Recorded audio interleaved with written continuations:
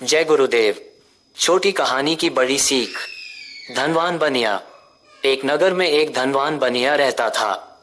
वह धन के संग्रह करने में तो बड़ा चतुर था, परंतु परमात्मा का ध्यान भजन कभी नहीं करता था, न कभी दान पुण्य ही करता था। उसकी स्त्री बड़ी समझदार और ईश्वर भक्त थी। वह अपने पति को हमेशा समझाया करती थी कि यह मनुष्य शरीर बड़ा दुर्लभ है, बार बार नहीं मिलता है। घड़ी दो घड़ी तो परमेश्वर का सुमिरन भजन किया करो। वह सदा यही जवाब देता कि कोई जल्दी नहीं है, भजन सुमिरन भी कर लेंगे। इसी तरह बहुत काल बीत गया। एक बार वह बनिया बीमार पड़ा। बनिए के कहने पर उसकी स्त्री ने एक वैद्य बुलाया। उसने हाल देखकर दवाई लिख दिया और अनुपात बता दिया।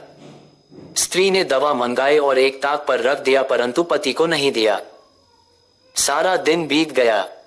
शाम को उसने स्त्री से पूछा कि क्या दवा नहीं मंगाई।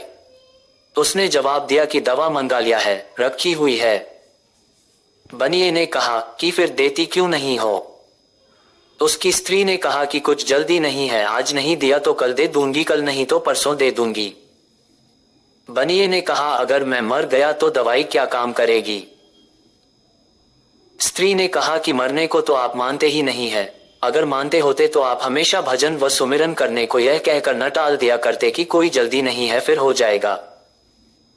मरना याद होता तो ऐसा कभी न कहते। कर्मों की इस बात को कोई नहीं कह सकता कि आज शरीर है कल भी रहेगा।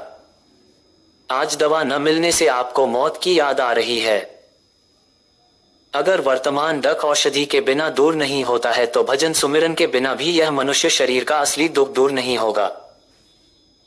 भजन व सुमिरन इसी मनुष्य शरीर में ही होता है। क्या मालूम मरने के बाद पशु या अन्य योनि मिल गई तो उसमें तो भजन सुमिरन होगा ही नहीं। स्त्री के उपदेश से बनिए को वैराग्य उत्पन्न हो गया और वह भजन व सुमिरन में लग गया।